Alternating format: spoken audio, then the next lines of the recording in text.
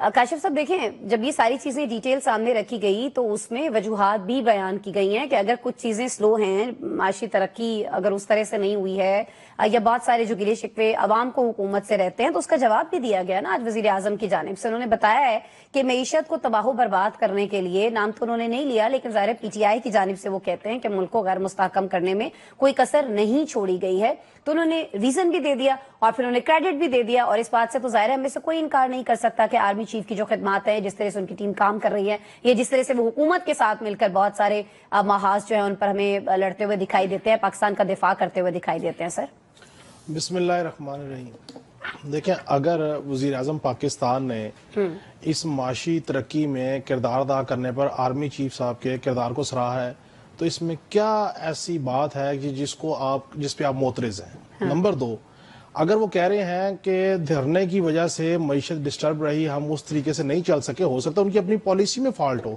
لیکن اگر وہ دھرنوں پہ ڈال رہے ہیں بات، تو کیا دھرنے ہوئے نہیں؟ کیا تحریک ہوئی نہیں؟ کیا مسائل رہے نہیں؟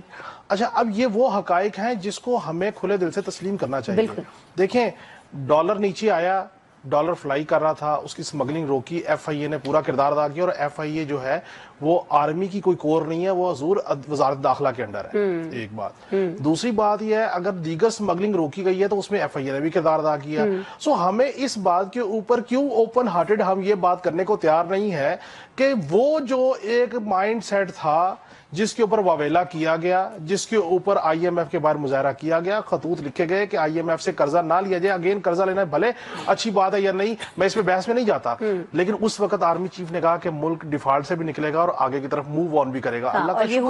اللہ کا شکر ہے کہ چیزیں چلنی شروع ہو گئی۔ چلیں، ہو سکتا ہے میری ایکسپیکٹیشن یہ تھی کہ شاید مجھے 100 روپے کا پیٹرول مل جائے، 10 روپے کی بجلی مل جائے، 5 روپے کی چینی مل جائے، 4 روپے کا آٹا مل جائے، 2 روپے کا دودھ مل جائے، میری ایکسپیکٹیشن یہ تھی، نہیں میٹ کر سکی حکومت، مان لیجئے۔ لیکن آپ صرف اس بات کو سوچئے، اعداد و شمار اگر گورکھ دھندا ہے تو سر آپ اس کے جواب میں کوئی کنسولیڈیٹ لاجیکل فگر لے کے آئیں گے نا، کہ اگر آپ کے شماریات کہہ رہی ہے کہ پچھلے سال دسمبر میں 30% سے مہنگائی کی ریشو تیزی سے جا رہی تھی اوپر، اور آج 5% سے اوپر جا رہی، تو 25% جو اس کی سپیڈ ہے مہنگائی کی وہ کم ہوئی ہے، کہیں نہ کہیں تو کوئی نہ کوئی ورکنگ ہوئی ہوگی۔ اچھا، پھر ایس آئی ایف سی سے ایک کانفیڈنس آیا۔ دیکھیں، اس ملک میں انویسٹمنٹ کیوں نہیں آ رہی تھی؟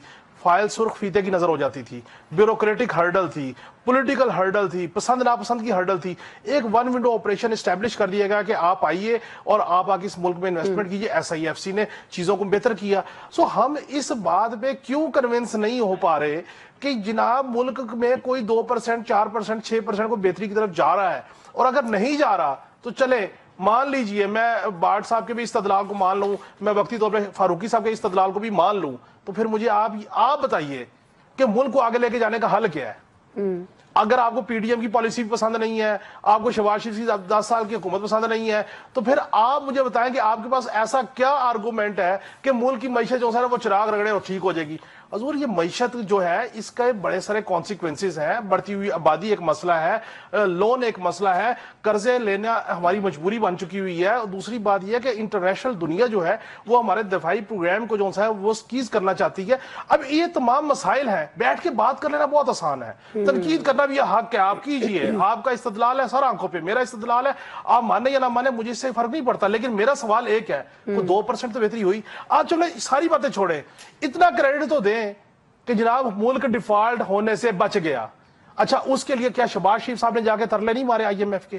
کہ آرمی چیف صاحب نے تنقید کا نشانہ بھی بنے سر، اس پہ بہت زیادہ، ہم نے تنقید بھی کی، بلاول صاحب نے ملک کے لیے کیا نا۔ اچھا، آپ اس بات کو کیوں ماننے کو تیار نہیں ہے؟ اب آپ سمجھتے ہیں کہ جی آرمی چیف صاحب نے کیا، بہت اچھی بات ہے، شہباز شریف صاحب نے حکومت کا فارمولہ ایجاد کر لیا۔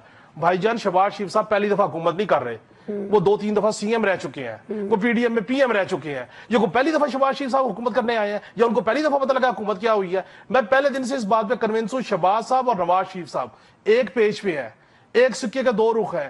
جب معاملہ نہیں کرنا ہوتا تو پاجی دے پا دیو، جب معاملہ کرنا ہوتا ہے تو شہباز شریف صاحب جا کے کر آتے ہیں۔ اب اس میں کون سی ایسی بات ہے جس کو آپ یہ سمجھتے ہیں کہ یہ نہیں ہو رہا؟